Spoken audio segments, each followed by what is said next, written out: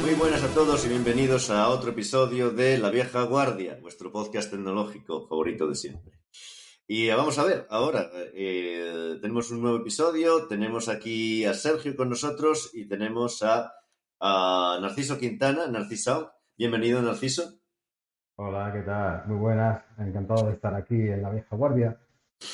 Pues hablaremos con Narciso en breve. Tenemos, bueno, que sepáis que estamos usando una nueva plataforma porque no podemos seguir con la plataforma antigua. Estamos usando Riverside. Estamos haciendo aquí propaganda. Bueno, propaganda, si funciona bien, si funciona mal, podéis evaluarlo vosotros. Intentamos hacerlo lo mejor posible. Estas últimas semanas, como veis, el calendario de grabaciones ha sido un poco más disperso por temas un poco de los miembros privados, los miembros del podcast. Tenemos hoy solamente aquí a Sergio, pero bueno, ya es algo. Y seguiremos haciendo el podcast, pero será, como ya digo, más disperso. A lo mejor la frecuencia será menor, inferior o superior, como digan algunos. Es decir, la frecuencia será más amplia entre que tenemos No, bueno, Sergio, no, lo estoy haciendo un lío yo mismo. Sí, Bueno, da igual. sí. Grabaremos menos episodios, pero intentaremos seguir haciendo el podcast porque sabemos que tenemos una nutrida audiencia. Si no podéis comprobar vosotros mismos, si vais a iVoox, ya veis. Y nos gusta además, esto de hacer el podcast es lo más divertido. Sí, efectivamente. Sobre todo tú, Sergio, porque no tienes que editarlo después. Pero bueno, ahora yo voy a pedirle a una IA que lo edite. Muy bien. Y hablando de IAs, pues vamos a leer un poco las noticias. Todas las noticias de los últimos días han salido casi todas de IAs. Una es que ChatGPT es comprado por Microsoft. Y aquí a lo mejor, Sergio, me puedes comentar el tema. Porque es la primera, es un poco de... hay gente que se ha comprado el ChatGPT de pago. Pero también está integrado en Bing. Es decir, tú ahora lo pones en Bing y te responden cosas. Bing te responde. Entonces, ¿cuál es la diferencia entre uno y otro? Pues no sabría decirte porque yo tengo Bing bloqueado por DNS en mi red local y hace años que no he podido entrar en... No, lo tengo bloqueado, no sé, me caen mal. Entonces, tengo completamente inaccesible. No sabría decirte, pero lo que pasa con ChatGPT Plus, el de pago, es que cuando al resto de gente se le cae, pues en teoría a ti no se te cae. Pero no es cierto, a mí me deja de funcionar en continuo. O sea, yo ahora es una herramienta que está completamente en mi lista de cosas que uso todo el rato. Entonces, si tengo una duda, le pregunto a ChatGPT. Tenía un error esta mañana de una configuración de un router que no iba, se lo pedí a ChatGPT y lo hizo instantáneamente. Yo estaba siguiendo varios tutoriales en internet y todos estaban mal. Y ChatGPT sabía perfectamente lo que había que hacer. Entonces, yo ya no le pregunto a Manolo, le pregunto a ChatGPT primero. Y es así como veo el futuro, ¿no? Antes le preguntaba a Google primero, me leía el manual de lo último, ¿no? Cuando ya no podías. Ahora parece que ya no, lo de leer el manual a lo mejor ya no va a hacer ni falta, ya con ChatGPT ya llega. Muy interesante, la verdad es que creo que ha sido un acierto. Todo lo que ha salido de... Claro, es que hemos tardado bastante desde el último podcast, entonces ahí ha habido muchísimas noticias, Nvidia ha publicado un montón de cosas. La verdad es que supongo que no vamos a hacer una recopilación en este podcast porque no vamos a hacer un exclusivo de ella, pero sí que ha pasado muchísimas cosas. La siguiente noticia es el hack del CMS de Microsoft. Se ve que ha habido algún problema y alguien ha encontrado cómo posicionar dentro de Bing y directamente pues hacer lo que te salga de las narices, también acceder a cuentas de Office 365. La verdad es que ha sido, por lo que se ve en el hilo de Twitter, ha sido algo que debería haber tenido un impacto muy grande en la sociedad si esta persona no lo hubiese entregado de buena fe lo que había encontrado, ¿no? Y le han pagado 40.000 euros, ¿era, Manel? ¿Tú te leíste la noticia? Sí, $40.000. $40.000 por algo que si se le hubiesen vendido a Putin podría haber hecho unas verdaderas barbaridades. Acceder a todas esas cuentas de Office, no lo sé. Me parece que deberían empezar a pagar más por ese tipo de bugs, porque si no, esa gente que los encuentra a lo mejor tiene la tentación de dárselo a alguien que pueda hacer algo maléfico, ¿no? Bueno, no sé, Narciso, no sé, ¿tú estás usando ChatGPT o tienes tentación de usarlo? ¿Y vas a usarlo para tus composiciones? Pues mira, es un tema que ahora mismo está muy candente lo de la IA y es una buena pregunta, ¿no? Porque muchos músicos, incluso grafistas, no, todo programadores, están diciendo que nos vamos a quedar realmente en el paro, ¿no? Por culpa de estas IAs, ¿no?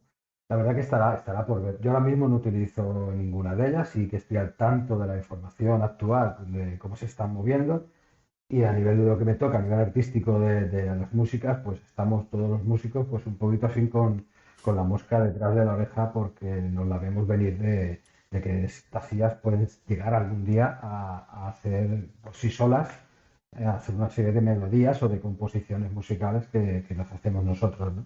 Entonces yo te digo, estamos ahora mismo atentos a lo que puede pasar, pero seguramente si todo va siguiendo su curso evolutivo, pues no nos extrañaría que dentro de poco, igual que estamos viendo las imágenes que están generando tan increíbles estas IAs, ¿no?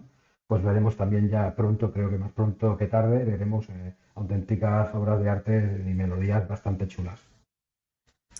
Google ha sacado, no lo ha sacado, ha publicado un paper hablando de Music LM, que es un generador de música en el que le das un texto y te genera la música. Y a mí me parece los samples que hace son muy impresionantes. Realmente es increíble. Va a ser muy difícil que alguien tenga las ganas de empezar cuando la IA realmente ya puede hacer muchísimo más de lo que hagas tú con 5 o 10 años de experiencia, ¿no? O sea, es muy frustrante ver que la IA puede hacer. Continúa así. Continúa Puede, así. sí, puede ser que las IAs también haga una sinergia de, como un pique, ¿no? De a ver quién puede llevar al nivel máximo lo que es la composición musical, ¿no? Creo que por ahí podemos también nosotros hacer como algo, ¿no? Lo digo porque muchas veces cuando un compositor hace cosas, hay que decirlo que siempre te fijas en el trabajo también de otros, ¿no? Y es como si alguien hace algo muy potente, pues tú dices, yo tengo que hacer esto y más todavía, ¿no? Entonces, lo mismo como una sinergia puede venir bien. De todas formas, lo que dices, también las ganas que uno tenga, ¿no? Porque si eso en un pispás te compone una canción de 20 minutos y tú para hacerla te tiras muchos meses, pues lo mismo en cuestión de tiempo no tenemos nada que hacer contra eso, ¿no? Claro, yo recuerdo en mi empresa de videojuegos que teníamos música generada pues músicos, ¿no? Y tenían música muy interesante, pero a lo mejor el ciclo de crear la música era varias semanas, ¿no? Y las músicas pues tenían un toque, se iban adaptando, ¿no? Pues veían el juego y decían, pues vamos a cambiar un poco la música para esta parte, pero se veía, hay muchísimo trabajo, sin embargo, por lo que veo yo en la inteligencia artificial, es que directamente dices, pues, súbeme un poco el beat, que esto está muy soso en esta parte, necesitamos más. Y... oh, pero bueno, estamos todos en el mismo en el sector en este momento igual. Los programadores, pues se ve que empieza a resolver muchísimos temas de programación por sí mismos. Y en negocio también resuelve completamente, en cierta manera, le puedes decir cualquier cosa y es un experto. Es muy curioso, es muy interesante. Vamos a vivir muchos cambios. Me estoy acordando ahora de una banda que vi en directo, que es Compressor Head, que eran todos robots, y de momento no le quitó el trabajo a las bandas de rock. La gente sigue yendo a los conciertos, o sea que al final, no sé, yo creo que nadie puede decirle, no, no, no, ahora prefiero ver una banda de robots, sino, ¿sabes? Una cosa que la ves una vez, pero después ya, no sé, tampoco, es como ver una banda más, ¿no? Nada más. Pero son cosas diferentes. O sea, tú ahora mismo, yo quiero poner música a un vídeo y tengo que pagar derechos de copyright a un tercero, que a lo mejor me tengo que ir pues me voy a YouTube y pongo un audio que viene de SoundCloud, pues ahí tengo que pagar licencia. Sin embargo, yo cuando salga la IA de Google, por ejemplo, que genera música, pues a lo mejor puedo generar esa música instantáneamente, va a ser diferente y no va a tener ese derecho de propiedad intelectual. Lo típico que vas conduciendo y sale la música dentro del que viene por la radio y te tiran abajo el vídeo porque tienes una música que tiene copyright que tú ni siquiera sabías que estaba ahí, ¿no? Entonces, todo eso va a cambiar porque alguien puede darle un botón y generar una música nueva, igual que los vídeos que tienen voz, por ejemplo. Hay mucha gente ahora en YouTube que saca un vídeo y le pone voz que es generada, que a mí siempre me ponen muy nervioso los vídeos estos que tienen la misma voz generada, pero esa voz irá mejorando hasta que puedas decirle, pues mira, quiero que sea una mezcla entre esta voz y esta voz, y va a trabajos que antes no parecía que la inteligencia artificial y los robots fuesen a quitar esos trabajos. Pero bueno, lo hablaremos en otro chat En otro de momento. Bueno, ese es un tema que de no IA. tendríamos que tener otro experto, ya un experto de las últimas semanas solamente para noticias sobre eso. Sí, Bueno, la verdad es que la IA. tenemos otra noticia sobre PaperD, una pantalla de ePaper libre, que eso es algo que está muy bien. A nosotros nos gusta el papel electrónico y la verdad es que está bien que haya algunas alternativas libres a lo que ya existe. Son noticias de nuestra comunidad que nos enviaron. PaperD la envió Frank. Después tenemos el web fingerprint. Este fue Paco, creo. Que fue una noticia hablando de lo complejo que era el web fingerprint hoy en día, que no era solamente que te ponen una cookie, sino que la heurística es muchísimo, muy superior. Es decir, es la manera de reconocer si eres el mismo navegador, estás usando el mismo navegador o no. Y la verdad es que es sorprendentemente complicado el nivel de complejidad al que se ha llegado últimamente. No sé si quieres comentar algo respecto de estas dos, Sergio, noticias. Del e-paper, el problema son las patentes, ¿no? Entonces hay patentes que se está esperando que caduquen para que empiecen a salir tinta electrónica como churros. En algún momento empezarán a salir. Pero el web fingerprint, la verdad es que se lleva usando mucho tiempo. Ha saltado en la comunidad porque había un artículo muy bien escrito. Pero tú cuando te conectas con tu navegador, el navegador presenta las capacidades del navegador en sí mismo, ¿no? Pues tengo un Chrome 123 desactualizado del 2017, eso ya te marca como una persona en tu zona, ¿no? Entonces, si tú tienes una IP relacionada con esta zona y pues no importa que vayas en modo incógnito o lo que sea, tu navegador va a decir, pues mira, yo acepto estos idiomas, tengo estas capacidades, la cantidad, o sea, si abres las cabeceras que tú muestras, tienen muchísima información y con esa información se puede saber quién eres.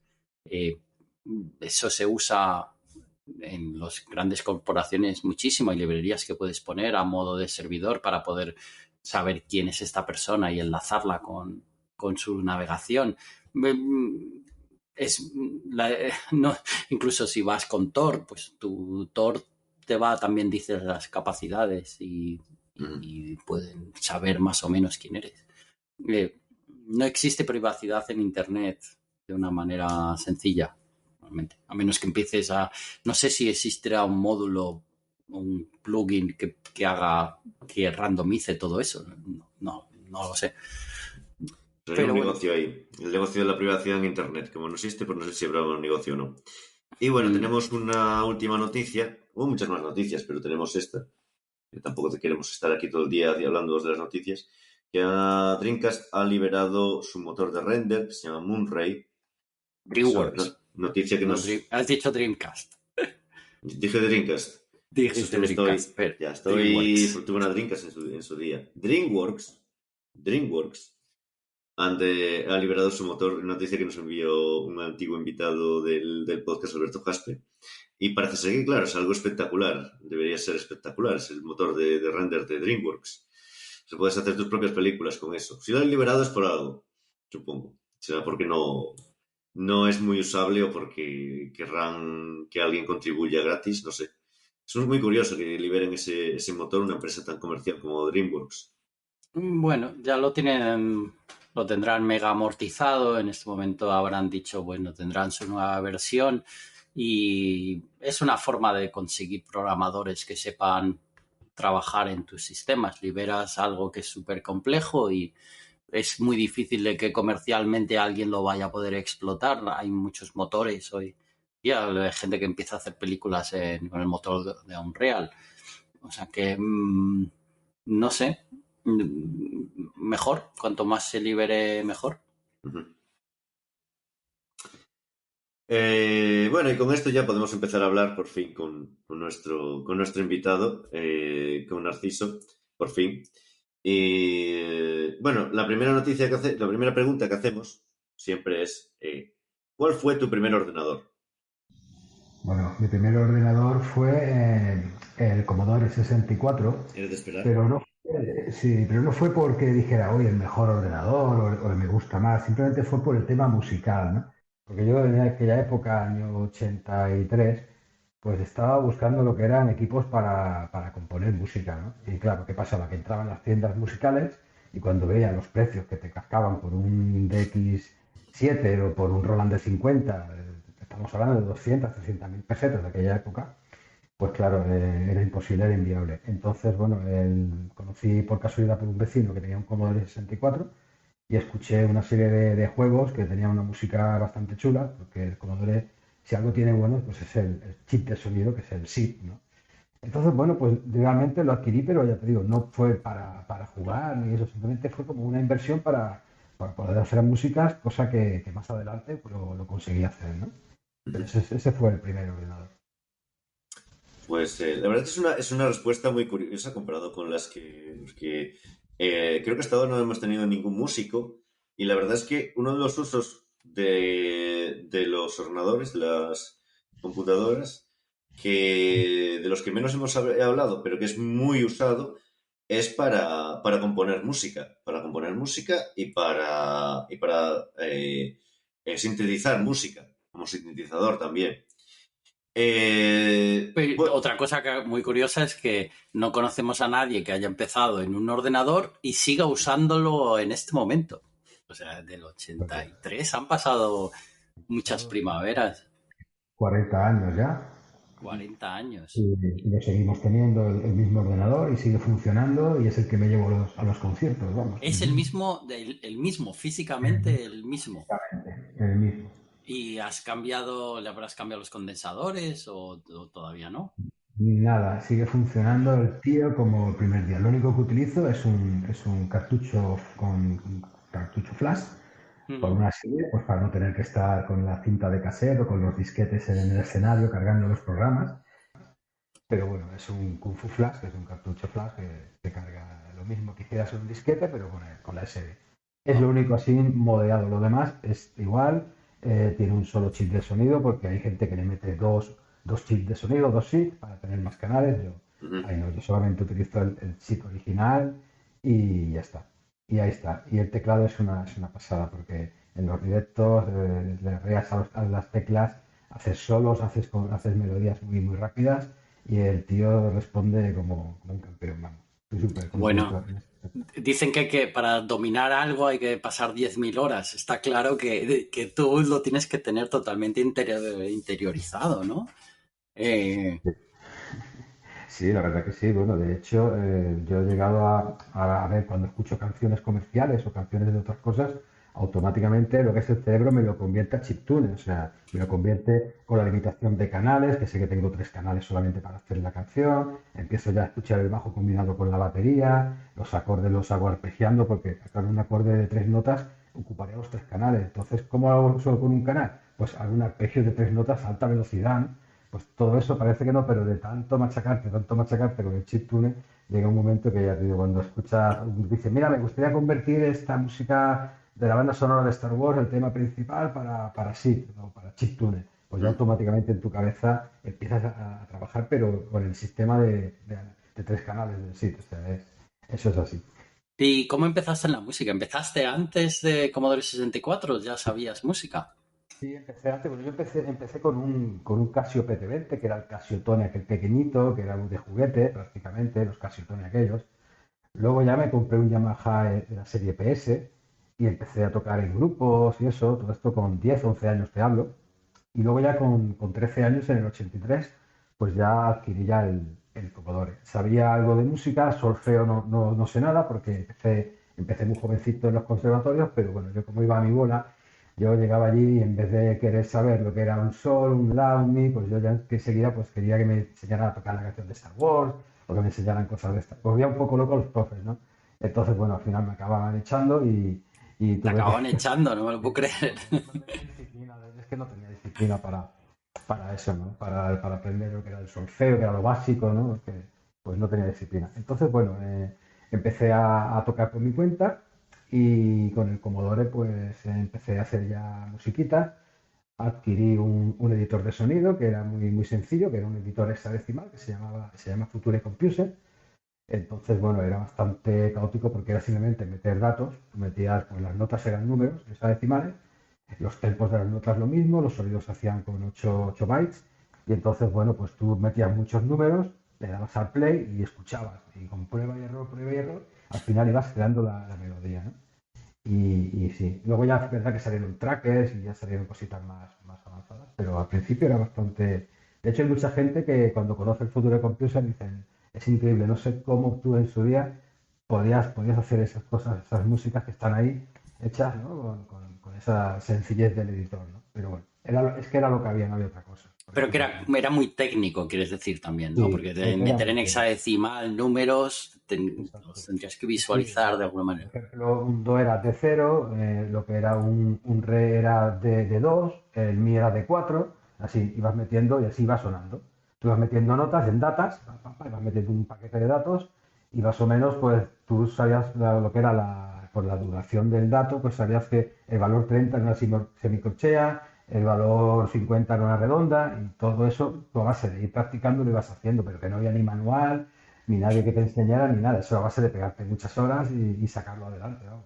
No había ¿Pero otra. había samples o solo Sí, eran sonidos generados? solo era chiptune. O sea, el SID del Copo del 64 es un sintetizador de 3 canales, en el cual tienes 4 formas de onda, tiene modulación de anillo, tiene una serie de parámetros, pero es simplemente sonido chiptune y eso, 3 voces monofónicas y con eso ya te tienes que averiguar, que buscar la vida para hacer las melodías. O sea, y cuando escuchas una canción es en plan como que buscas la base de la canción en cierta manera, de los componentes súper básicos y empiezas a optimizar para poder llegar a obtener Exacto. una réplica Exacto, en cierta manera. exacto. Hacemos lo que es la compactación de canales, que es, por ejemplo, en un canal meto lo que es el bajo y la caja de la batería, y entonces voy combinando. O sea, por ejemplo, hago 3 notas de bajo y la cuarta nota pues es una batería. El bajo deja de sonar, suena la caja, luego combinamos rápidamente otra vez otro sonido y así en un solo canal metemos muchos sonidos con distintas voces y da la sensación al cerebro a la hora de escucharla, te da la sensación de que estás escuchando muchos más canales, que ahí está la gracia, ¿no? Pero realmente solamente tienes 3. Incluso hay veces que te pide el programador 2 canales la música y el tercer canal para efectos de sonido, porque quiere que haya efectos de disparos, por ejemplo, ¿no? Pues entonces ya es más difícil todavía. Tienes que coger los 2 canales y hacerlo todavía más compactado, ¿no?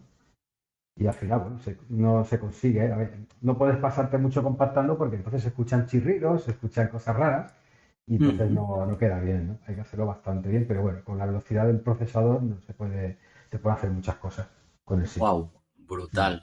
Y entonces compraste y empezaste profesionalmente, empezaste a hacer música y contribuir No, para proyectos o cómo pues fue, mira, cómo fue. pues mira, yo me compré el 83, el Commodore 64, y estuve indagando pues primero en Basic. Lo que pasa que haciéndome yo programas en Basic para hacerme los editores de sonido y que sonara la musiquita, pero claro, en Basic no era suficiente, había que hacerlo en código máquina, en ensamblador. Entonces, bueno, empecé ya a indagar en ensamblador Y así pasaron muchos años, había muchos programas de edición de software que hacían las casas, pero no eran programas profesionales, eran programas muy básicos en el cual tú podías hacer una melodía muy sencilla y luego esa melodía la podías grabar en el casete o en el disquete, pero no te permitía exportarla con tu routine player en el ensamblador para que un músico, o sea, perdón, para que un programador la pudiera integrar en el motor del juego, ¿no? Eso era imposible. Entonces sí estuvimos hasta el año final del 87 que apareció el programa este que os he comentado antes, el Future Computer, que este programa, aparte del editor hexadecimal, como he dicho, pues te permitía exportar la canción que tú habías hecho con su propio motor, su routine player incorporada y sus datas del sonido y de las notas, lo exportaba en un fichero y ese fichero ya lo podía coger el programador y lo podía integrar ya en su juego sin ningún problema. Y así es como empecemos. Pero empecemos haciendo cosas para un grupo pirata que estaba en Barcelona que se llamaban los Blasters Inc. Y esta gente eran crackers que craqueaban juegos para Commodore 64, ¿no? Entonces, claro, delante de los juegos, ellos siempre, como los grupos piratas, ponían su intro, en la cual pues venía el logotipo de Blaster, así bailando en pantalla, y un scroll con datos y con letras y un texto en inglés. Entonces yo empecé para esa gente haciéndoles las musiquitas. Y ya Ujú. después de eso, ya eso fue en el 89-90, empecé ya a dedicarme a hacer música para gente como Opera Soft o gente como Toposoft. Empecemos a hacer ya cositas. Fue cuando Toposoft, por ejemplo, despidió al músico Gominolas, a César Ah, Astudillo, que era una gran persona y un gran músico.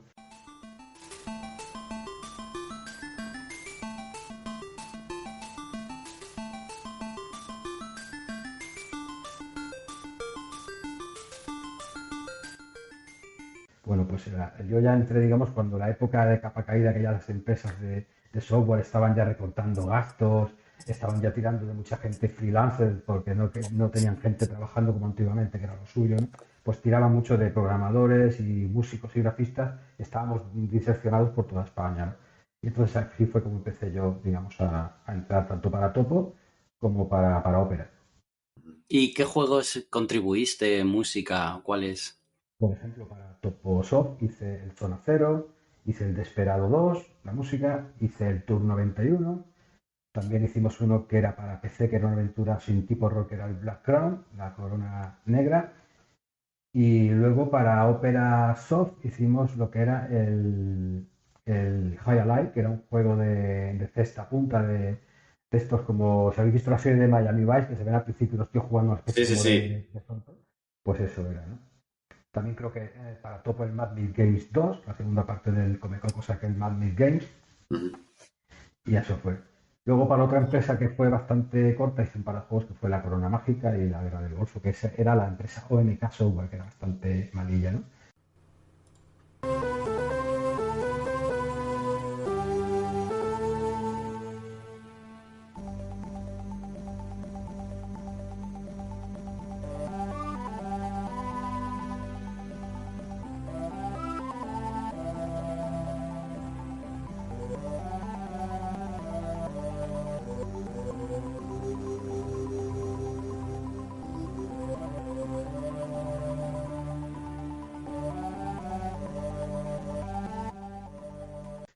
Y luego para la gente de Figurat Software, creo que también hicimos el Mr. Smiley. O sea, tampoco eran Ujú. muchos juegos, pero bueno, eh, por lo menos pude Bueno, hacer yo he algo. jugado a muchos de ellos, o sea que La me edad de está... oro del videojuego español, o sea, ya fue hace tiempo, ¿no? 30 años. Sí, sí. Estamos hablando de finales de los 80, principios, muy principios de los 90. Es Y increíble con lo que España sacaba de videojuegos que nunca llegásemos a ser la potencia mundial. Hubo un momento ahí que nos tuvimos ese parón y nos costó, no nos quedamos ahí, no pudimos ese parón, remontar. sí, es un tema muy interesante, porque vamos a hacer un inciso aquí. No sé, ¿tenéis alguna idea de por qué hubo ese parón, aparte del cambio de los ordenadores de 8 bits al PC, consolas, sobre todo consolas, PCs y también se desaparecen los ordenadores de 8 bits, desaparece el Amiga o prácticamente queda marginalizado, pasa a ser todo PC? Eso también coincide en el tiempo, pero ¿crees que está relacionado o que la industria no se puede adaptar? O porque vosotros Sí, ¿cómo lo estuvisteis viste allí. tú? Porque yo no lo viví, que profesionalmente aún me queda un poco fuera de... Yo yo profesionalmente empecé en los 90, en la final de los 90, en 97 o 98, entonces fue cuando empecé a trabajar. Pero antes, ¿cómo lo viste tú? Bueno, pues yo lo viví, la verdad que lo viví en primera persona y fue bastante chunga la cosa porque, bueno, en principio, como habéis dicho, no es que no nos supimos adaptar, pero yo tengo rápidamente dos teorías de lo que pasó. La primera, que no hubo inversión, porque para meternos ya en el tema de 16 bits, que había un trampolín perfecto que era el Commodore Amiga 500, el Atari ST, que era de 6 bits, y por supuesto los PCs que estaban allá con las CGA, las Sega, y había un terreno muy amplio para poder trabajar, ¿no? Entonces, el tema de inversión de alguien que llegara y quisiera poner dinero para esos proyectos en 16 bits, no, realmente no hubo dinero. Y también mi segunda teoría es también el tema del modelo de industria, o el modelo de trabajo que teníamos. Nosotros estábamos en un modelo que era el programador, el gráfico y el músico, y en muchos casos hasta el programador se lo hacía todo. Había juegos que el tío, el programador, lo ha hecho todo, música, gráficos y código, pero bueno, lo básico era, si eras más o menos una empresa profesional, ¿no? Como Ocean Software o algo así, pues tú tenías pues tu programador, tu músico y tu grafista, ¿no? ¿Y qué pasa? Que cuando demos el salto a los 16 bits, pues ahí teníamos que meter más programadores, teníamos que meter más gráficos, porque ya requería más nivel de gráficos, más nivel de colores, más memoria, era todo más grande, ¿no? Entonces, ese modelo que nosotros teníamos tan bien asentado en la época dorada de los 8 bits, pues ese modelo yo creo que en un principio queríamos seguir con él en los 16 bits. Y la verdad que era un modelo erróneo, porque es que era imposible que un programador solo o un grafista solo se tuviera en un tiempo reducido de 3 o 4 semanas, pues pudiera hacer un trabajo para un videojuego. Entonces, el modelo, estábamos tan acomodados a ese modelo de 8 bits que luego no supimos adaptarnos al modelo de 16 bits. Otras empresas, como por ejemplo Infogrames, la francesa esta, o Lorisier, o tantas otras, Titus, Software, todas estas se adaptaron perfectamente. O Electronic Arts mismo, que pasó de 8 bits a hacer cosas en 16 bits, incluso hizo cosas. Fijaros, el mercado hubo tan grande de consolas con la Sega Mega Drive o la Super Nintendo, ¿no? Así que ya sabemos, como dicen los hermanos Ruiz de Dynamic, Víctor, que hablaban con la gente de Nintendo y era una pasta lo que había que pagar por el tema de las licencias para poder hacer cartuchos para la Super Nintendo, ¿no? Y luego era muy duro porque ellos también te verificaban el producto, te hacían un seguimiento de cómo era la calidad de lo que tú estabas haciendo y si no estaba dentro del estándar de calidad que ellos querían, pues el proyecto te lo podían cancelar, ¿no? Y toda la inversión de pasta que habías metido ahí, pues se iba al garete, ¿no? Entonces, claro, eso era una apuesta que de verdad, que teníamos que haber sabido hacerla, ¿no? Pero te digo, entre que no había inversión y el modelo de trabajo no se adaptó, pues yo creo que por eso fracasemos. Pero bueno, esa es mi teoría y seguramente Pero, habrá otras por ahí también.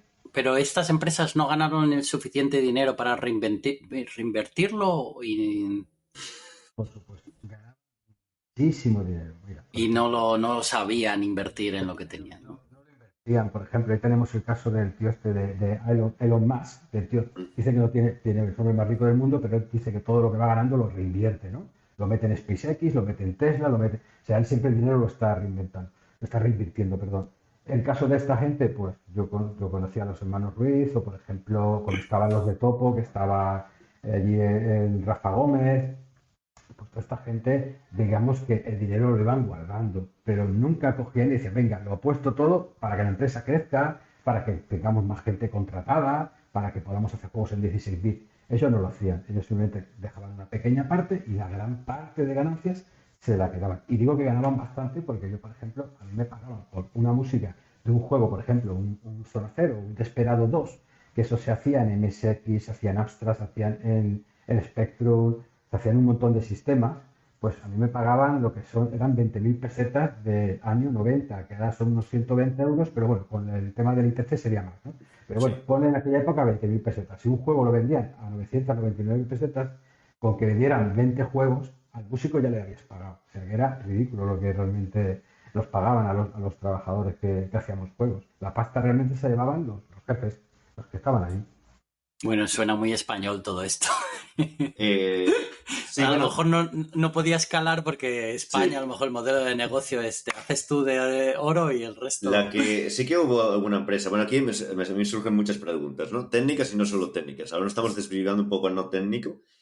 Sí que hubo una empresa que se prosperó, fue Dynamic. Y todos sabemos también lo que pasó con Dynamic. Y lo que pasó con Dynamic fue algo que no fue. No todos lo sabemos. Bueno, para refrescar la memoria, y puede ser que algún oyente quiera corregirme, o vosotros sepáis más, pero Dynamic encontró una mina de oro con el PC Fútbol. Y resulta que ellos cambiaron la administración por algún motivo, decidieron, o los fundadores decidieron desentenderse, lo que fue, no sé qué exactamente qué sucedió, y las personas que entraron decidieron hacer una apuesta grande por una plataforma online cuando empezaba. Internet ya estaba establecido, pero aún no era el Internet que hay ahora, Web 2.0, Web 3.0, todo esto. Y la apuesta salió mal y la empresa quedó en bancarrota teniendo productos en el mercado que eran la gallina de los huevos de oro. O sea que el tema de empresa, claro, fue una empresa la que desapareció. Tampoco después había otra que fue Piro Studios, que duró bastante. Pero claro, eran islas después, no había la industria que había habido antes, o la fragmentación que había habido antes. Eh, Eh, bueno, volviendo un poco al Yo, tema. yo pasé, yo Sí, pasé por FX Interactive como contractor en un periodo que no pasé el periodo de prueba porque realmente no era mi trabajo. Te reconoce que no lo hice yo muy bien. Pero mi trabajo era reescribir el motor gráfico de Dynamic para actualizarlo para poder que funcionase pues en OpenGL o DirectX. Y el caso es que lo primero, yo no lo vi profesional. De aquella yo pues era bastante jovencito y tenía poca experiencia. Tampoco yo era el más indicado a lo mejor para poder hacerlo. Eh, pero el motor lo vi muy, muy mal y era principalmente había que relanzar el pez atletismo y el pez atletismo fue un juego que vendió mucho. Y lo que me explicaron a mí es que los programadores eran unos programadores muy junior que le dieron el motor de Dynamic, los tíos solo sabían programar en Visual Basic y les dijeron tenéis que hacer el pez atletismo, este es vuestro motor. Y entonces Manel está poniendo cara sí, muy sí, sí, no, cuando me dices sorprendida. problemas de Visual Basic en un Eran motor de programadores de render, Visual. vale. No, el motor de render no, el motor del A juego. motor del juego, El, bueno, entonces aún así. les dieron el motor de Dynamic y les dijeron, venga, tienes que hacer un videojuego encima de esto. Y les dieron unos plazos súper locos y tuvieron que sacar el juego a toda leche y los programadores, por lo que yo vi, el código escribía en C++ como si fuese Visual Basic. Pero el tema es que la calidad era muy, muy baja del código. Hay que reconocer que bueno, me sorprende que llegasen tan lejos con tan poco. Ahí es donde aprendí yo que se puede llegar muy lejos con poca cosa. Eso a mí me sorprendió. No pasé el periodo de prueba porque, bueno, se me pedía que en 3 meses reescribiese un motor entero y que funcionase el videojuego y yo no tenía la experiencia ni de coña. O sea, yo no pasé la entrevista bueno, porque yo había tenido más experiencia en otros campos y pensaron que a lo mejor podía reciclarme para sacar este motor a toda leche. Pero a lo mejor, pero definitivamente yo no era la persona adecuada. Mi jefe era Carlos Moreno, que hizo el PC Atletismo, y él cogió y él llevaba trabajando como 10 años en un motor o algo así, no recuerdo muy bien cómo estaba haciendo sus pruebas, tenía su propio motor y lo que hizo fue coger el motor y ponerlo ahí. Y al final sacaron el juego con el motor que tenían ellos en proceso. Eh, yo, pues, no lo sé, iba a decir que fue una experiencia traumática, pero en realidad no, yo aprendí un montón de cosas y me volví a la empresa de la que había salido y estuve otro año más allí. Y eso fue lo que dije, Buah, la industria del videojuego, como sea todo así, no quiero estar. Y lo que estaban haciendo en aquel momento era sacar una versión en 3D del Navi Moves, Mm. FX Interactive, y tenían un equipo y estaban haciendo inversión en sacar el juego. Hay que reconocer que tenían un equipo que conocí, que había gente muy buena allí dentro y la visión interna que tenían los programadores, por lo que me comentaron, era que el problema era que la industria se había movido muchísimo y no podías con un equipo tan pequeño intentar hacer un juego AA a lo mejor, ¿no? Y es más o menos como que en España no se hace la inversión adecuada para poder sacar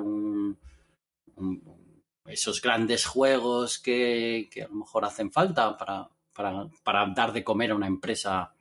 Y la empresa sí que generaba dinero, que yo entienda, porque era compraban videojuegos del mercado que ya habían salido del mundo, que ya no se vendían, que ya no tenían ninguna repercusión, y lo que conseguían era lo reciclaban el juego para poder que funcionasen en Windows del momento, con una gráfica del momento, y venderlo en el lineal del Carrefour a 10 euros.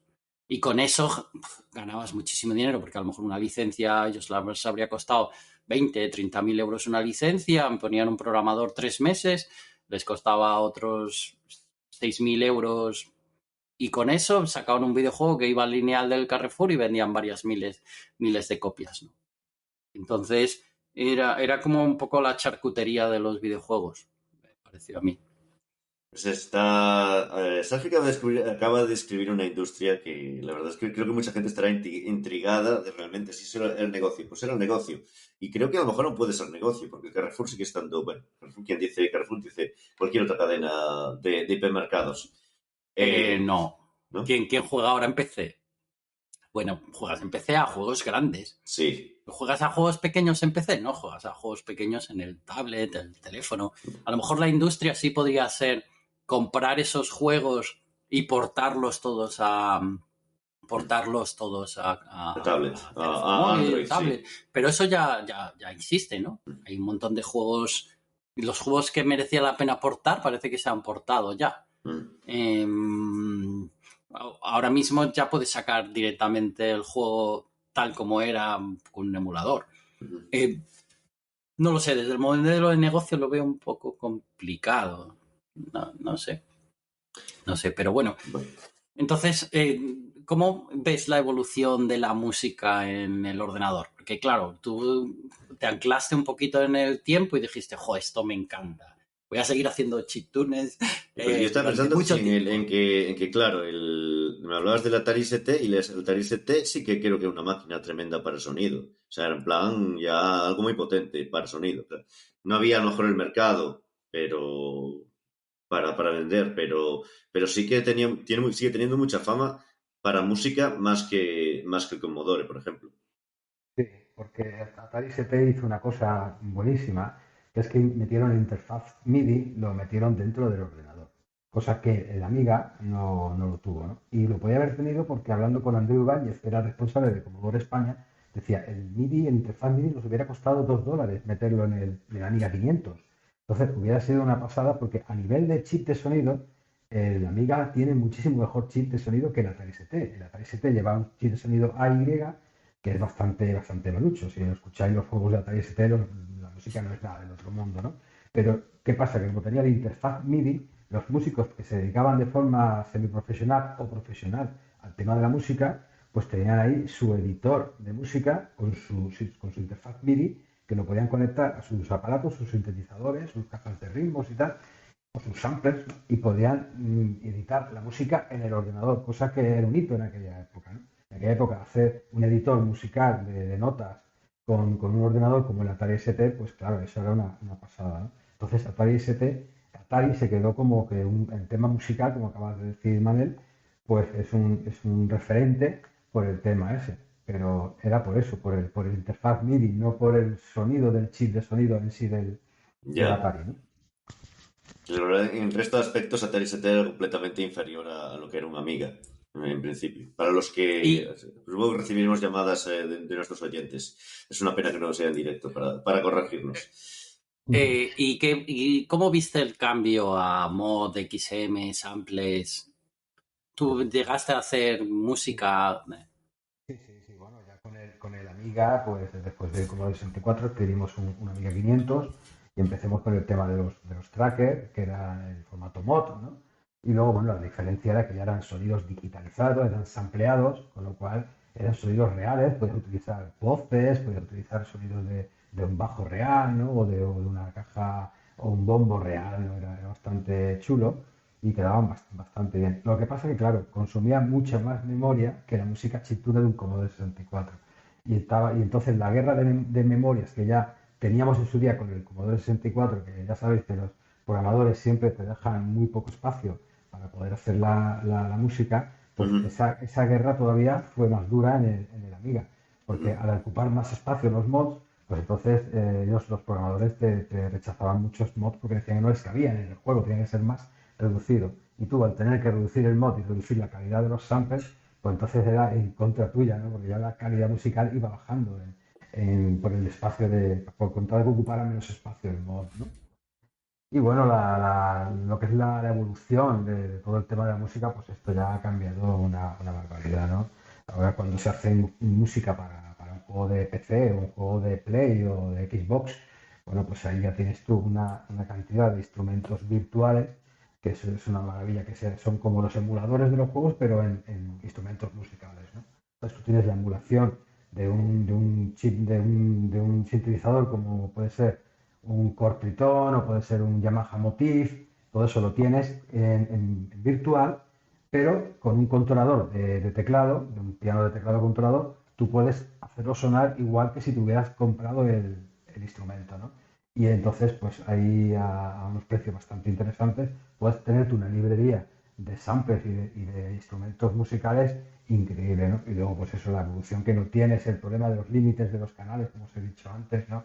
Ahí puedes meter tropecientos canales que no hay ningún problema. Tú la música al final la exportas en formato MP3 o en formato WAV y ya está. Y ahí puedes hacer tu, tu idea, lo que quieras, sin límite alguno. Ahí la verdad que ha cambiado mucho el concepto de música, ¿no? De cuando hacíamos cosas en 8 bits a la actualidad, ¿no? Claro, ahora me acabé el Diablo 3 antes de ayer con mi socio en- en la consola y tienes la banda sonora es de orquesta ya, ¿no? O sea, ya es absolutamente increíble. Sí, son unas producciones brutales, más que van a, como las películas. O sea, supongo que Sí. es lo que nos falta un poco en España, poder llegar a decir, bueno, pues esto en realidad es como una película y vamos a gastar lo mismo que se gasta en una película para poder obtener el mismo retorno de inversión Sí. que una película. Sí, sí, yo creo que sí que nos faltó eso, porque por talento yo creo que no había ningún problema. Talento había aquí a nivel gráfico, a nivel de música o a nivel de programación, había gente muy creativa en aquella época. Hablamos en el año 92, había gente muy, muy potente, muy, muy válida para hacer producciones y producciones buenas, ¿no? Lo que pasa es que les faltó eso. Yo creo que el empujoncito, el apoyo siempre económico de un grupo de inversores que estuvieran detrás y reuniera todo ese elenco de artistas y los enfocara a un proyecto como puede ser un juego grande, ¿no? Pero que por calidad y por creatividad y talento, creo que no, ahí no había problema. Pero tú aún sigues haciendo música, ¿no? Dijiste antes Sí, que estabas sponsorizado por Amiga Store. sí, A mí me ha sorprendido porque hacía años que no recordaba ni que existían, porque desde que dejé mi amiga ya no lo he vuelto a... No he tenido que volver a comprar nada para Amiga. Pero, ¿cómo funciona? ¿Qué estás haciendo? ¿Te llevan por el mundo? Entiendo, sí. a Bueno, pinchar. yo seguía haciendo, bueno, cosas para Commodore, cosas para plataformas móviles, cosas para la Amiga, por ejemplo, para PC, ¿no? Música para videojuegos me refiero. Y bueno, el tema de esto de Amiga Store es porque el año pasado, después de enero, empecé a hacer lo que son los retroconciertos, ¿no? Que los retroconciertos es que yo voy a un evento, como puede ser un Retro Barcelona, un Retro Madrid, un Retro Alicante o Retro Parla, como fue hace poquito. Entonces, bueno, yo me subo al escenario y con el Commodore 64 y con el Amiga 600, que son los dos ordenadores que ahora mismo estamos subiendo al escenario, pues en ellos, en los teclados de esos ordenadores, a modo de piano, yo interpreto una serie de melodías en vivo, ¿no? y son melodías de videojuegos, como puede ser el Outrun, que es un juego súper conocido, sobre todo la música del Outrun, ¿no? De Hiroshi Kawaguchi, ¿no? Pues así, tengo un repertorio que dura una hora de un montón de temas de videojuegos y tal, y bueno, y ahí lo hacemos. Esto nació porque yo, antes de esto, yo veía conciertos que hacían mucho en algunas ferias, incluso a nivel internacional, pero eran bandas de rock que ellos subían allá arriba al escenario con su batería, su bajo, su guitarra eléctrica, y entonces pues te hacían músicas de videojuegos, ¿no? Entonces yo viendo eso, la verdad que me gustaba la idea, pero digo, yo creo que esto debe ser mejor. A mí, lo que a mí me gustaría, en la opinión personal mía, era poder hacer la música de videojuegos, de chiptune, pero con las máquinas reales, ¿no? Con el sonido real, no un sonido de batería, o sea, un sonido de guitarra, un sonido de bajo, no, un sonido de ordenador. Entonces, bueno, pues empecemos con el Commodore 64, con un programa nativo que se llama Seed Wizard, que salió en el 2018 ese programa, y ese programa pues te permite tocar con las teclas del teclado del Commodore 64, te permite interpretar una melodía. Tienes 4 octavas a tu disposición y bueno, tiene una rapidez increíble, la rapidez que tú le quieras dar, el ordenador te la va a hacer. Y entonces lo que hago es eso, tocar las melodías en directo en el concierto. Y la gente de Amiga Store, pues es una tienda muy modesta que está en Lorca, allí en Murcia. Y bueno, pues se enteraron por los vídeos de YouTube y tal, pues se enteraron que yo estaba haciendo esto y se ofrecieron pues a sponsorizarme, a patrocinarme y tal. Es un tema muy importante que daría ojo para otro programa porque el tema de las ferias, por si alguien no lo sabe, pues económicamente no te dan para esto, para que tú vayas. Son muy pocas las ferias que como artista pues te paguen todo, te paguen el billete de avión o el billete de AVE en tren o te paguen el hotel, son muy pocas. Algunas a lo mejor te pueden pagar algo, pero no todo. Entonces, si no, o tienes dos opciones, o poner dinero de tu bolsillo para poder ir a esos sitios, o encontrar, como es mi caso, un agente que se haga cargo de los gastos. De lo que, por ejemplo, si la feria no puede pagarte solamente lo que es el hotel, bueno, pues los de Amiga Store pues te pagan el billete de avión, ¿no? Y así, pues vamos haciendo conciertos. El año pasado fueron 12 conciertos, de los cuales uno de ellos fue en Frankfurt, fue a nivel internacional, y este año pues ya llevamos dos. Llevamos el mes pasado hicimos Retroparla, estuvimos allí, y luego estuvimos en Murcia, en Retro Murcia. Y ya lo próximo que tengo es Retro Chiclana, que va a ser el 22 de este mes, no, perdón, del mes que viene. Y luego tenemos Explora Commodore en Barcelona. También vamos a estar el 14 de mayo en Retro Barcelona. En fin, y ahí vamos, haciendo conciertos por todos lados. Tuvo sus contactos con Dynamic y bueno, en la actualidad sigue haciendo cosillas. Vamos a ir sin más con Narcy Sound.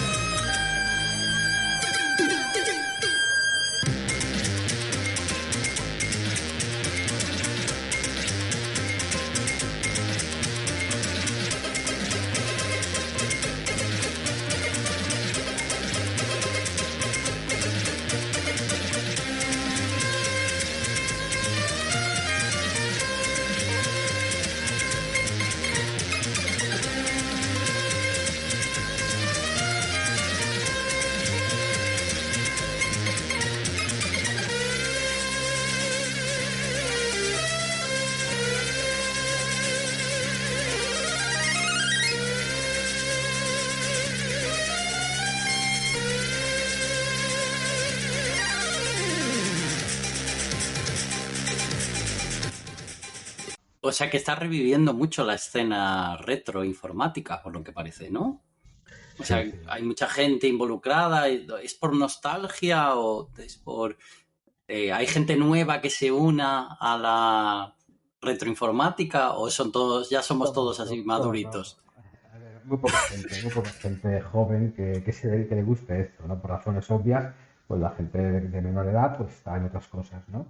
Pero sí, los que estamos ahora mismo pues somos los que somos ya gente que pintamos canas Ya. y con una edad y bueno, y la verdad que hay mucha nostalgia y mucha gente que tiene muchas ganas pues con todo el esfuerzo que ello conlleva organizar un evento, pues de montar, buscar el local, buscar los ordenadores, montarlo en las mesas, montarlo todo, que es bastante lioso, ¿no? Pero bueno, todavía hay gente que está muy interesada en ello. Y luego, la verdad que el público, sí es verdad, que el público que visita esos sitios, pues se ve gente pues con los padres con los hijos y tal. Y hay gente de todas las edades visitando y conociendo pues ordenadores que cuando ellos nacieron, pues ya esos ordenadores tenían ya su edad, ¿no? Pero bueno, está bastante bien. Yo creo que es una cosa a modo de divulgación, a modo de historia, del pasado, de donde venimos, ¿no? Pues está bien, yo veo bien que se hagan este tipo de ferias retro y que la gente tenga la opción en un fin de semana, en la ciudad que sea, pues visitarla y poder ver cómo se hacían las cosas. Sí, yo me acuerdo, a ver, yo organizaba muchos eventos de Demoscene, ¿no? Parties y era la cosa de las parties es que empezamos, pues éramos todos gente joven haciendo demos, que eran como vídeos musicales usando el ordenador, y a partir de ahí fue evolucionando hasta que encontró la salida por los videojuegos, la Demoscene fue un poquito muriendo, todos los que hacíamos gráficos y tal, fuimos moviéndonos a otras cosas, ya más profesionalizándonos, y como que la Demoscene, las parties se reciclaron en vamos a llevar a gente a jugar y luego empezaron a intentar reciclarse a vamos a hacer eventos tecnológicos donde se habla y se dan charlas y como que pues la parte que a mí me interesaba, que era hacer la demo, presentarla en la competición y pasarlo bien allí con los amigos, fue como un poco muriendo. Mi socio tiene su sobrino tiene 5 años y ha dicho que lo que va a hacer a partir de ahora, que ya empieza a jugar en el teléfono móvil, es montarse unas máquinas ahí para poder hacer que el niño viva toda la evolución de los videojuegos, ¿no? Entonces le quiere introducir, pues, plan, aprender a jugar, este año vamos a jugar los juegos del 83 y el año que viene los del 84 y el año que viene y el siguiente y quiere hacerle una como condensada, ¿no? La vida que él tuvo de videojuegos, pero supongo que no hará a juego por año, ¿no? A lo mejor hará pues a semana por año, quién sabe. Pero me pareció muy curioso, ¿no? En intentar meter esa parte de retro juegos. Hay que reconocer que los juegos antiguos tenían otra... yo ahora mismo juego a juegos que me encantaban en la época y me aburren de la leche.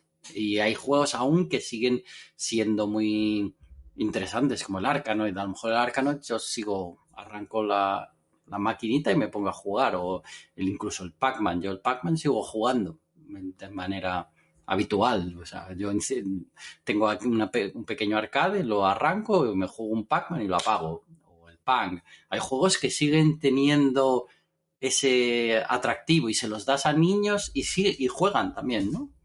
Y hay épocas que dejaron un poco de ser más interesantes, que se ve que salieron juegos que tuvieran un poco más de caducidad, en el que a lo mejor el Resident Evil 1 ya nadie lo quiere jugar porque es muy lento, ¿no?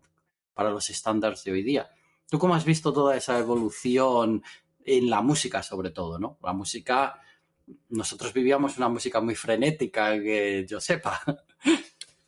Bueno, la evolución es, en pocas palabras, digamos que ahora los juegos son películas, que tenemos un The Last of Us, un juego, como puede ser una peli, son películas, ¿no? Animadas en el cual nosotros interactuamos con ellos. Pues el tema de la musical ha ido a la par, ¿no? Hemos pasado de una musiquita chiptune, una música sintética, una música bastante simple, a auténticas obras de arte o bandas sonoras, ¿no? Incorporadas en el juego, en el cual se utilizan como si fuese una película, ¿no? Una grabación pues con un montón de instrumentos musicales, de una orquesta sinfónica, con gente con coros y tal, y eso es una evolución que se ha ido a la par. Es decir, igual que el juego ha ido subiendo de nivel, que ahora parece que estés inmerso en una película, pues el tema de la música igual, se ha pasado de la simpleza a algo más complejo. También es verdad que antes, al ser tan simple, mucha gente podía participar en esos proyectos y hoy día, a nivel de profesionalismo que se ha llegado, pues la verdad que el que quiera participar en un videojuego como desarrollador, pues la verdad que tiene que tener un nivel muy alto para poder entrar participar en hacer la música por ejemplo, ya que lo he citado, un de las OSAR, ¿no? Pero bueno, es así. El tema del videojuego ha ido subiendo de nivel, ha ido subiendo de tecnicismo, las máquinas también han sido más potentes, todo eso ha ido a la par, ha ido exponencialmente subiendo de nivel y ahora pues lo que tenemos es eso, ¿no?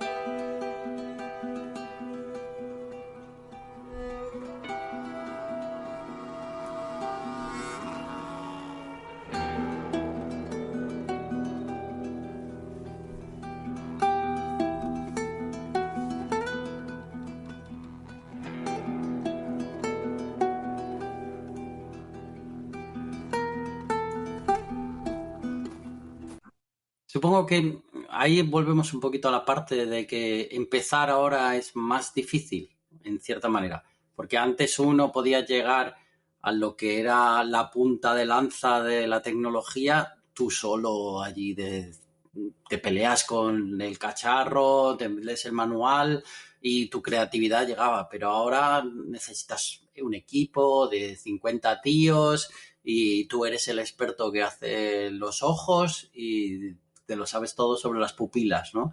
Y el músico eres el experto de este instrumento, igual que puedes ser el experto en una orquesta, ¿no?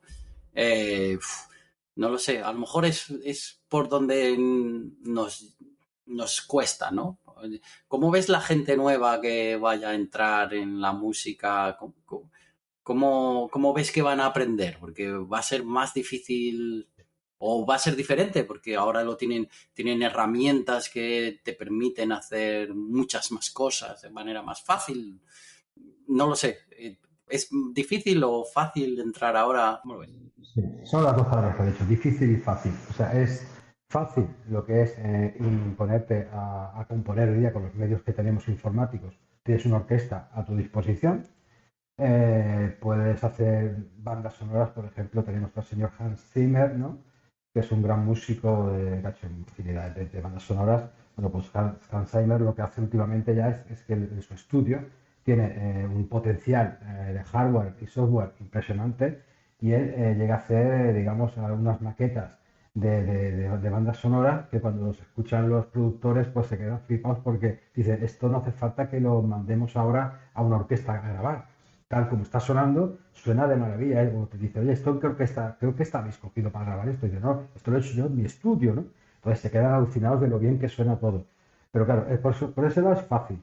Pero luego, por el lado de quién es el que tiene el coco para coger todos los instrumentos de la orquesta, la persona sola, y componer con los matices de cada instrumento, porque no es lo mismo un matiz de un cello o un violín que un piano, que un oboe, que una flauta, ¿no? Cada instrumento tiene su particularidad, ¿no? Pero bueno, si hay gente como Hans Zimmer y bastantes más que tienen ese don, esa capacidad de poder interpretar de forma virtual con su piano o con otros tipos de instrumentos más tecnológicos que hay, esos matices de esos instrumentos que he citado, pues esa persona por sí sola puede hacerlo. Pero ahí está la otra palabra que es lo difícil, ¿no? O sea, hacer eso es muy difícil, hay que tener una formación bastante larga académica de música, del conservatorio, ¿vale?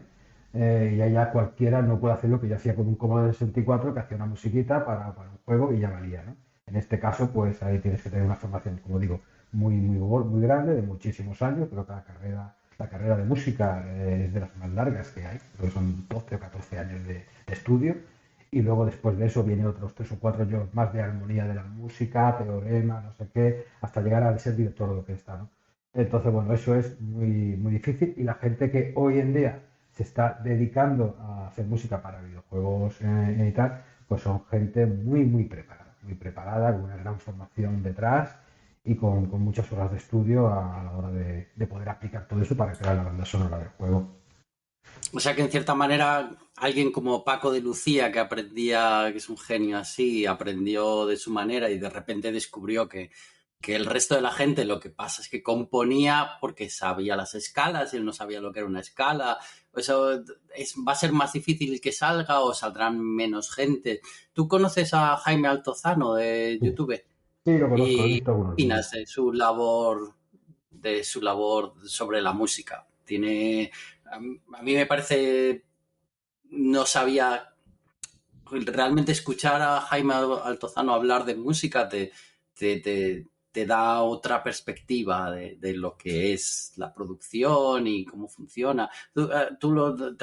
¿Has escuchado algo? ¿Te gusta Sí, cómo de lo hecho, hace? sí, a nivel divulgativo, pues es un gran comunicador porque sabe contar a la gente llana, pues cómo funcionan las cosas de la música hoy día a nivel de orquesta, incluso por la banda sonora, te la destripa, te dice el compás que está utilizando el músico, o sea, el compositor, y esta parte ha cambiado a este otro, y bueno, como divulgador, de verdad que está bastante bien, pero él, digamos que nos está contando para que os hagáis una idea de lo que es la puntita del iceberg de todo lo que realmente engloba. Porque si este hombre tuviera que contar, es que no podría, serían interminables los vídeos. Y eso es una cosa que no se puede contar, eso es una cosa que hay que estudiarla, que hay que vivirla, experimentarla y trabajarla, ¿no? Entonces, pero vamos, como punta de toque, de verdad que lo que hace Jaime está muy bien para que todo el mundo por lo menos tenga una idea de por dónde van los tiros en el tema de la música. Sí, yo no le he visto hacer ningún capítulo de Chiptune. Creo que aún no.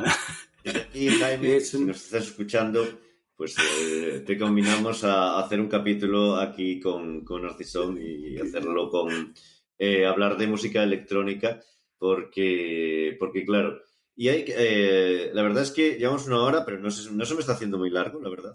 No, no. Yo quería preguntarte también un poco por diferentes tipos de música electrónica, porque chiptunes es un tipo de música determinado, pero chiptune estamos hablando de, bueno, lo que haces en Commodore, pero ¿a qué se tiñe chiptunes exactamente?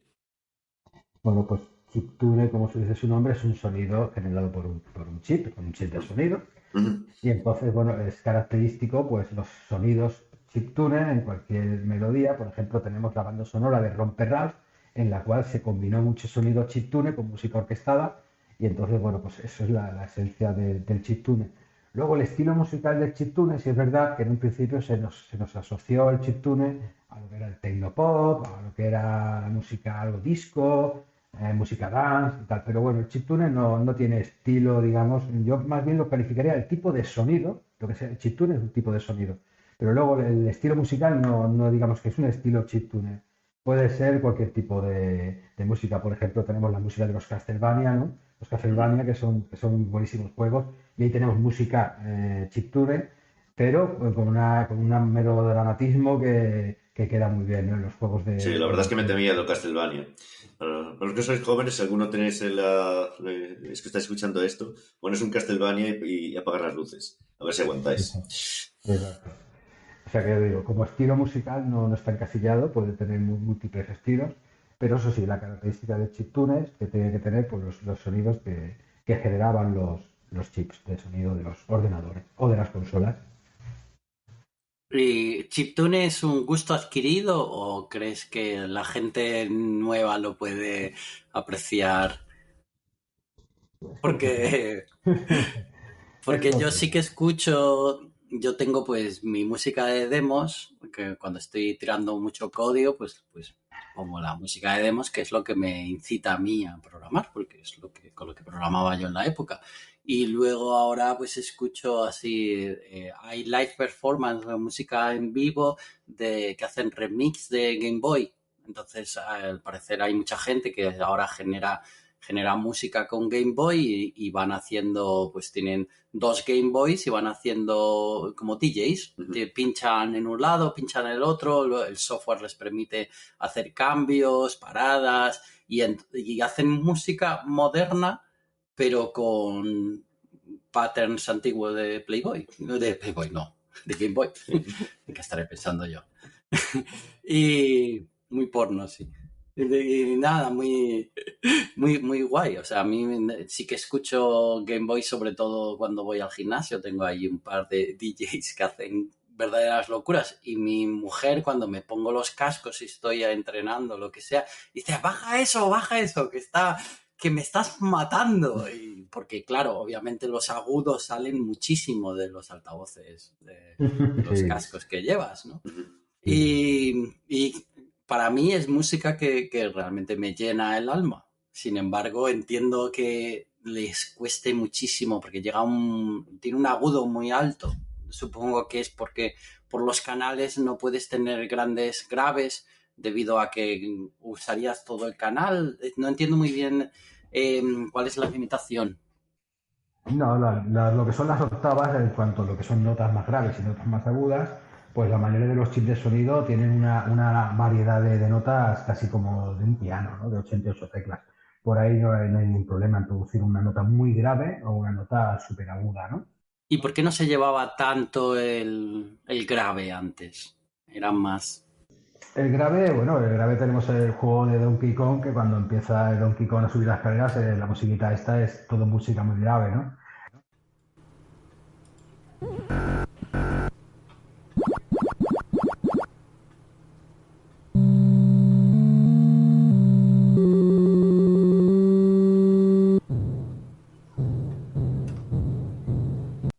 Lo que pasa es que por la calidad de los altavoces de las teles que teníamos en casa y por la calidad de los altavoces de las máquinas recreativas, que tampoco era un equipo de música muy bueno, pues se dieron cuenta que utilizando graves esos sonidos muchas veces ni se iban a apreciar, ¿no? Esas frecuencias tan bajas de hercios no tenían la calidad musical de altavoces de equipo de sonido para ello. Entonces se tiraba más por meter, le decían al músico, mete sonidos más agudos que destaquen más, que la gente los escuche, ¿no?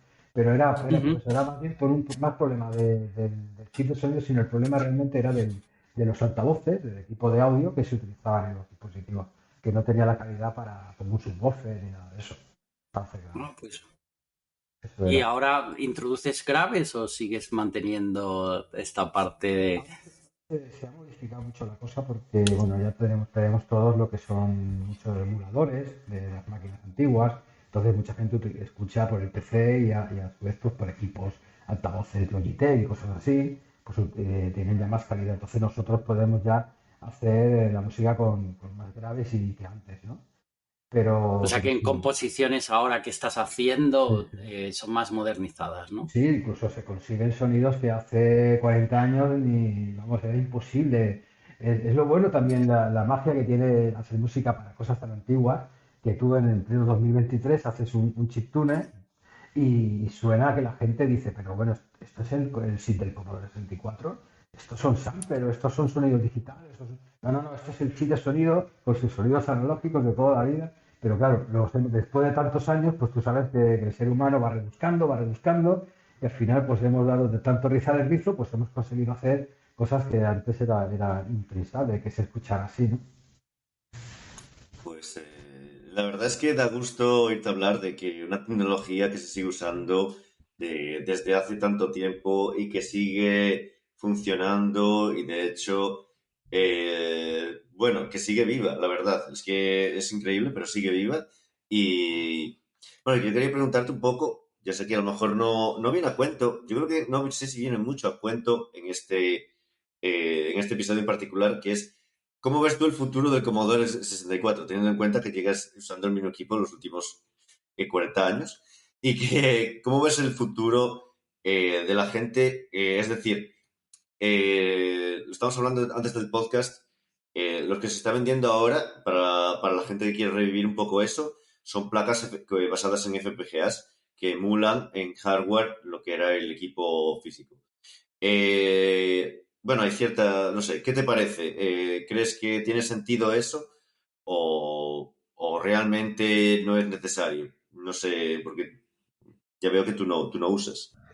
Bueno, el tema de las FPGAs es una pasada porque ya no es una emulación, estamos hablando de una recreación, ¿no? Con sus puertas lógicas y todo eso, entonces están sonando ya los chips de sonido igual que las máquinas originales, ¿no? Y a la hora de diferenciarlas, yo, por ejemplo, después de tantos años, no sabría decirte si es un chip real o un chip ahí real o un SCG o un FM, cualquier chip de sonido en FPGA suena igual de bien que los originales, ¿no?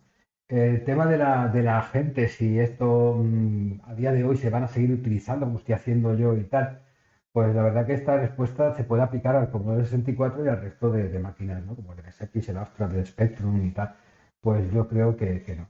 Los que estamos ahora mismo en la escena actual haciendo cosas somos gente que venimos de antes y no tenemos relevo. O sea, nosotros cada vez quedamos menos, por razones de la naturaleza obvia, cada vez se nos va más gente y somos menos. Entonces, no hay relevo, no va a haber relevo generacional y cuando nosotros no estemos, pues esto pues, se quedará ahí, quedará como algo en la historia, ahí estarán los vídeos, ahí estarán las grabaciones, ahí estarán los juegos preservados, que se está preservando todo para el que lo quiera poder volver a jugar lo juegue, pero a nivel de que hoy día la comunidad de la escena sea llevada por gente nueva que vaya entrando, la verdad que no.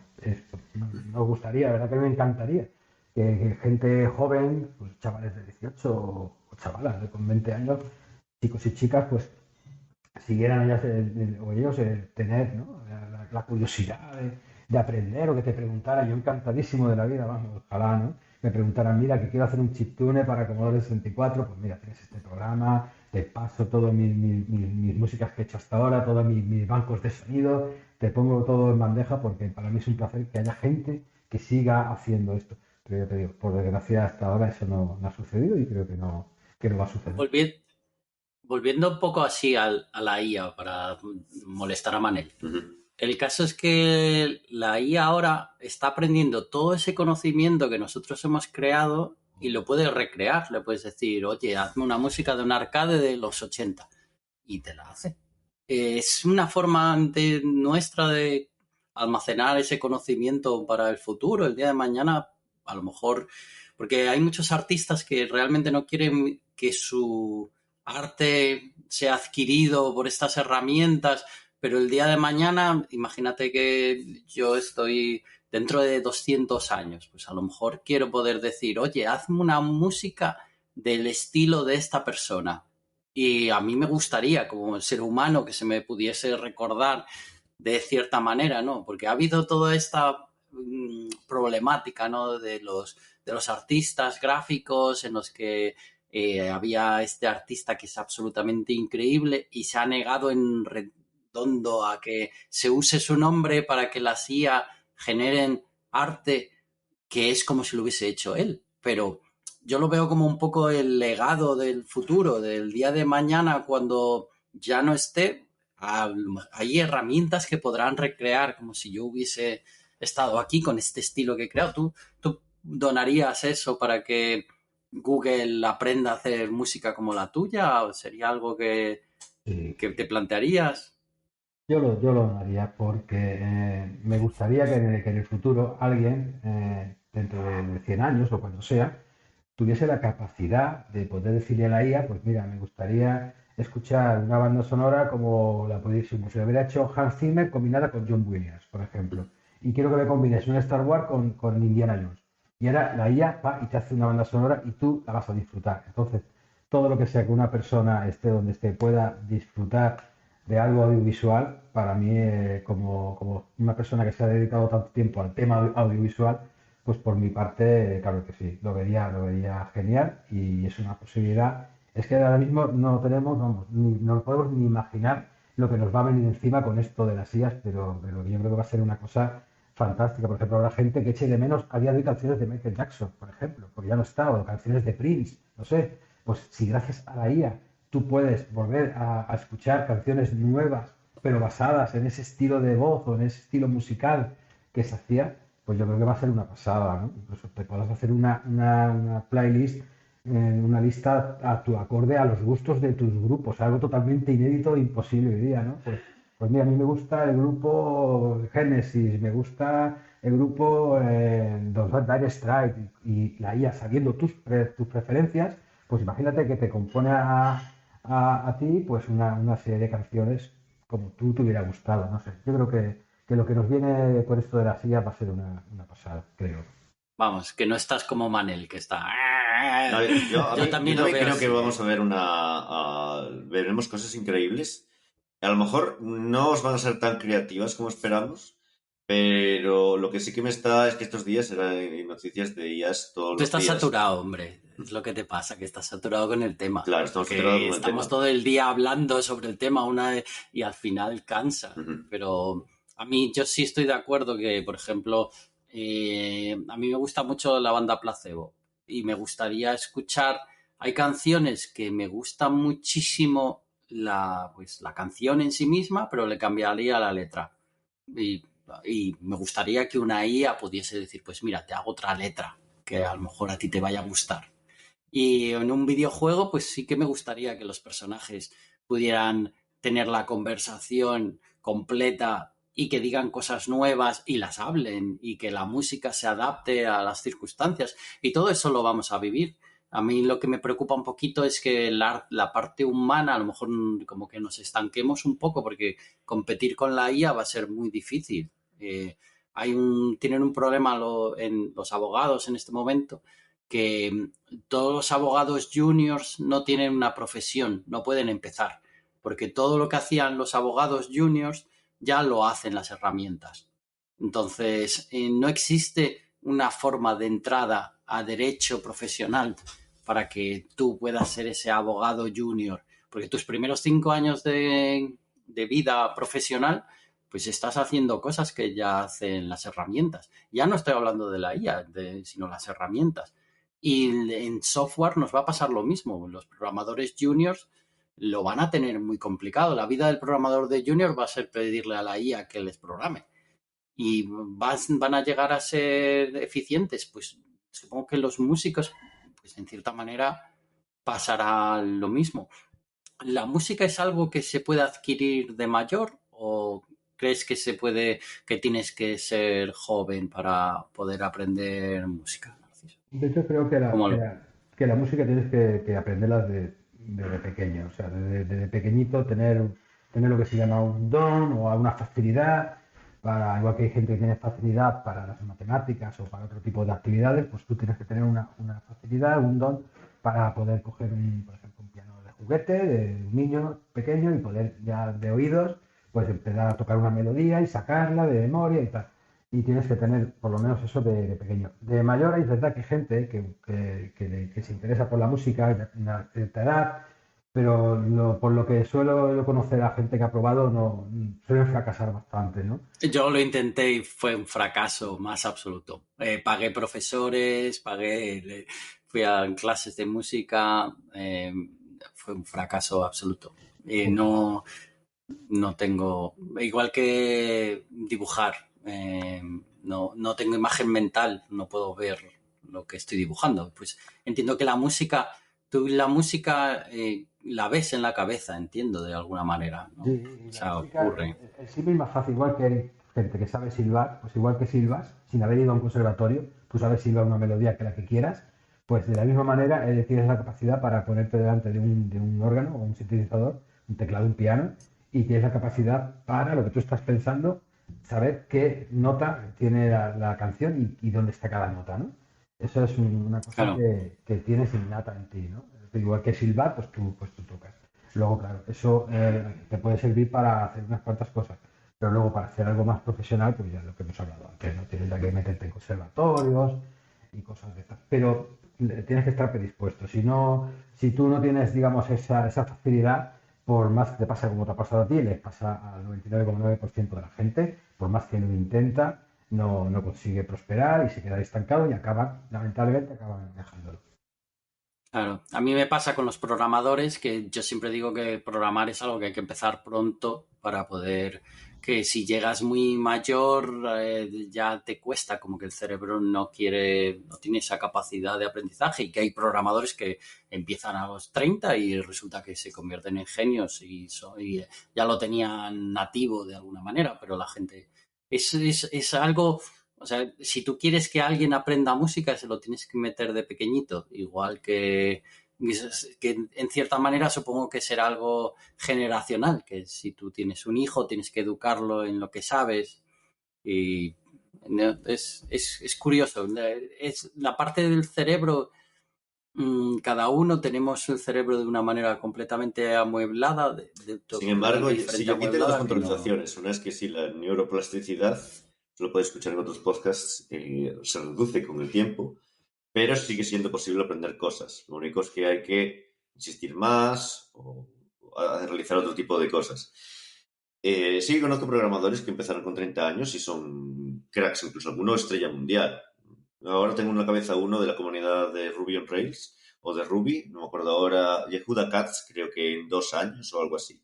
Y otro que sigo, que es Chris Ferdinandi, que es de JavaScript, Vanilla JavaScript, que también era publicista y con 30 y pico de años creo que se cambió a programador. Y ahora mismo están considerados como estrellas, sobre todo, bueno, el de Ruby. Creo que hay también se llama el principio de universalidad, que es que al final el conocimiento es universal, por lo tanto todo el mundo puede adquirir conocimiento. Pero sí, también yo estoy en el mismo lugar que Sergio. La música, soy capaz de disfrutarla, pero componer y tocar, y de hecho, incluso aunque he llegado a estar en algún grupo de música aficionada, ahí de bulto, pero sí que considero que es muy difícil aprender música. Y es una pena que creo que no se valora Yo bastante. no puedo mantener un ritmo. O sea, no soy capaz de contar hasta 5 y que el tener el mismo Ah, pues esa ritmo es la parte más de... fácil, ¿eh? Después, lo que es luego de Ya, hacer las variaciones con ese ritmo, ya es más difícil. eso ya me han dicho. Sí. No la he liado yo pardísima contando mal. Básico, sobre el ritmo es lo más básico. A los chavales cuando entran con 4 o 5 años al conservatorio, primero de conservatorio, lo primero que le hacen es con las palmas marcar el ritmo, ¿no? Y ahí ya se ve, la mayoría lo hacen y hay algunos que van a desfasados, entonces ya tienen que empezar a espabilar, tan chicos. Sí, sin embargo, yo no he sido capaz. Y bueno, que nos queda pendiente, pero claro, que si hablar de los mods y los trackers, que Sergio quería hablar de trackers y mods.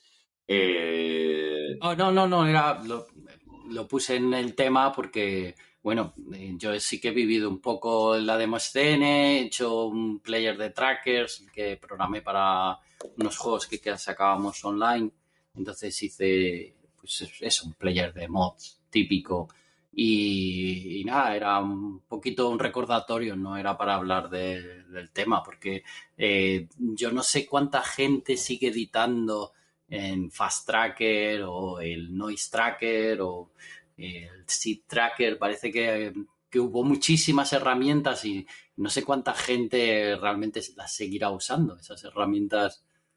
Sí, bueno, la gente como yo, que está en la escena y que viene de años atrás y que seguimos utilizando esas herramientas, ¿no? Ya la gente más joven, evidentemente, pues tiene los DAW, que son los programas como Cubase, como Pro Tools, que son programas mucho mejores que los trackers en ese aspecto, ¿no? Pero ¿Y lo tú que estás usando los nuevos programas? sí. Nunca me he negado a coger cosas nuevas y ir evolucionando. Y de hecho, cuando me piden ahora voy a empezar a componer un juego para PC, pero está basado en un juego antiguo que se llama La Armadura Sagrada de Ultiria. Entonces, bueno, van a hacer el remake para PC y ese lo vamos a hacer con instrumentos virtuales y lo vamos a hacer con el Cubase, que es el DAW que yo utilizo para secuenciar y eso. Y sí, lo utilizamos muy bien. Pero la gente que suele utilizar los trackers y fast tracker, pro tracker y todo esto, pues la mayoría son gente de la escena, que en su día, pues en los finales de los 80, en el 90, con los Amiga, que es como empecemos aquí muchos a hacer los trackers, pues con el Commodore Amiga, pues son los que a día de hoy siguen haciendo. A lo mejor ya no utilizan lo que es el Amiga porque ya los han perdido, lo han vendido o se les ha roto, pero bueno, hay un montón de trackers para PC, para Windows o para Linux, en el cual pues tú de la misma manera que lo hacías antiguamente en el Amiga, pues lo puedes hacer en la actualidad con tu ordenador, ¿no?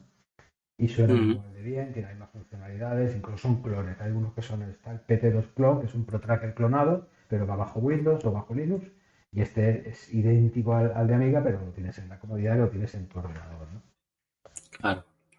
Hablando de tu Commodore 64, yo le cambiaba los condensadores, porque te va a dar un disgusto. Y si los condensadores, no sé si lo has hablado alguna vez con alguien, los condensadores normalmente a partir de 20 años suelen tener pérdidas. Y las pérdidas te caen en la placa y como te caigan en la placa, Sí, sí. ¡buah! Cogen un La poquito. reparación, el Commodore 64 no tiene pila, creo recordar. No tiene pilas. Y Entonces no tienes ese problema, pero los condensadores tienen te sueltan ácido dentro de la placa y bueno, el disgusto que te puedes llevar. Yo sigo usando teclados IBM, yo uso el Model M y sigo usando los mismos teclados que tenía en la época. Son buenísimos, los teclados son maravillosos, macho. Y sí, menos cuando los llevas a la oficina y se escucha el claca, ¿no? Sí. Estás en un podcast, se escucha el claca, ¿no? Pero bueno, que hay las herramientas estas es complicado mantenerlas a muy largo. No es complicado, hay que hacerles un mantenimiento y de repente llega un día y no hay nadie que te la pueda arreglar, ¿no? Entonces, en los IBM estos hay muchos mods que se suelen hacer, que se taladran y tienes que hacer unas limpiezas, y yo lo que he hecho he sido a lo fuerza bruta, me he comprado un montón de ellos y cuando va muriendo uno lo pongo en la vitrina y cojo otro y a veces se reparan solos mágicamente, no sé muy bien, pero cuando tienes una pérdida para mantener todos los ordenadores antiguos, se habla mucho de que los ordenadores nuestros de nuestra época, dentro de 10, 15, 20 años, van a morir porque mecánicamente van a tener daños, ¿no? De degradación en las placas. Y se habla mucho de cómo vamos a poder conservar la retroinformática para el futuro, ¿no? Porque no es una piedra estática que se quede ahí. Los plásticos se degradan, los condensadores pierden, explotan, tienen daños que son muy difíciles de reparar. ¿Tú ves más gente que tenga herramientas así que estén usando desde hace tantísimo tiempo y que hacen algo para preservarlas? El Commodore 64 es un tanque, eso estamos de acuerdo que puede durar infinito, pero... Sin embargo, los Amiga son mucho más delicados. Ya estos sí sufren mucho de condensadores, del tema de la pila, de hay gente que se le ha salido el ácido de la batería de la pila y ha hecho un estropicio. De hecho, bueno, la gente esta de Amiga Store pues tienen mucho trabajo porque tienen tema de servicio técnico en su página web. Entonces, bueno, pues aparte de potenciar lo que es hoy día el ordenador, de meterle aceleradoras o meterle más potencia de memoria y tal, pues también llevan el servicio técnico, ¿no? Entonces ellos tienen todo lo que es el tema de Commodore Amiga y Commodore 64, pues a nivel de repuestos, a día de hoy, pues a través con impresoras 3D o incluso haciendo cosas de electrónica, pues te pueden reparar el ordenador con piezas nuevas, sustituyendo los componentes por algo nuevo. Sigue siendo la misma máquina, no te la van a trucar ni nada, es la misma. Lo que pasa es que pues, los condensadores son más modernos, algunos chips, están haciendo ya chips de sonido que son como el SID, pero porque el SID se te puede romper, pues no lo puedes encontrar ya nuevo, evidentemente, pues te compras una RM SID mismo y te hace la misma función. Hay mucho mercadeo de todo esto, de técnicos, de reparación, de componentes y tal.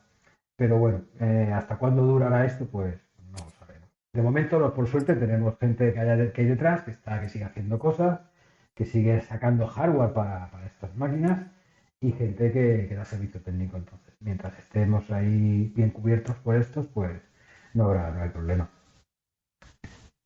Genial. Bueno, es positivo, ¿no? Que se podrá mantener en el tiempo todo esto, menos mi Commodore 64 al trastero, que va a ser un poco difícil, que lleva allí 20 años el pobrecito bajo la humedad. Sí, bueno, cuestión de sí, ya te lo mandaré si veo si veo que tienes algún problema con el tuyo para que necesites un espera ahí en concierto. Y bueno, creo que ya no nos queda mucho más en el tintero, aunque la verdad es que... Sí, no, más bien de tiempo. Sí. O sea, también hay que ser conscientes. Hay que ser conscientes que nuestros oyentes, cuando se ven estos... Es que los empezamos a perder a partir de hora y media. Sí. La audiencia desconecta. Los que sobrevivís, gracias. Pero... Y eso que nos escuchan a 2X, incluso alguien dice que nos escucha a 3X. Y digo yo, felicidades al que programó eso. Pero la verdad es que sí, creo que no nos queda nada más y la verdad es que ha sido un placer hablar contigo, Narciso. Ese videojuego de PC, sí, nos lo puedes, sí. ¿nos puedes decir el nombre? ¿Cómo era? Sí, es la armadura sagrada de Antiriat. Ajá, la armadura sagrada de Antiriat. ¿Y cuándo sale? ¿Y en qué plataforma sale? en Steam. Creo que puede ser en Steam, pero bueno, se va a hacer en PC, para PC. Y yo creo que va a ser un juego gratuito, que no va a ser ni siquiera de pago, ¿eh? Va a ser un juego que están haciendo unos fans del juego original. Y bueno, yo creo que cuando esto se ponga en Itch.io, se pondrá en algún sitio, un portal de esto de descargas, y a lo mejor si alguien quiere donar algo, no sé, estoy hablando por hablar, pero creo que no se va a vender, que va a ser gratuito. Y la próxima retroinformática a la que vas a ir. Vamos a decir las dos próximas. Estamos el día 22 en Retro Chiclana, en Chiclana de la Frontera. Y luego tenemos el 29 de abril, estamos en Barcelona, con la gente de Explora Commodore, allí en La Fontana, y estaremos, bueno, pues allí también daremos un retroconcierto. Pues Paco, si nos estás escuchando, van por tu tierra, creo que estaba en Chiclana, Paco, uno de los miembros de nuestra comunidad. Y la verdad es que sí, esperamos tener más noticias tuyas y ya sabes, cuando tengas alguna novedad o eso, nosotros encantados de darla aquí en el podcast. En las noticias siempre va... Pues nada. Y nada, hasta la próxima. Chao, hasta la próxima. Chao. Hasta la próxima.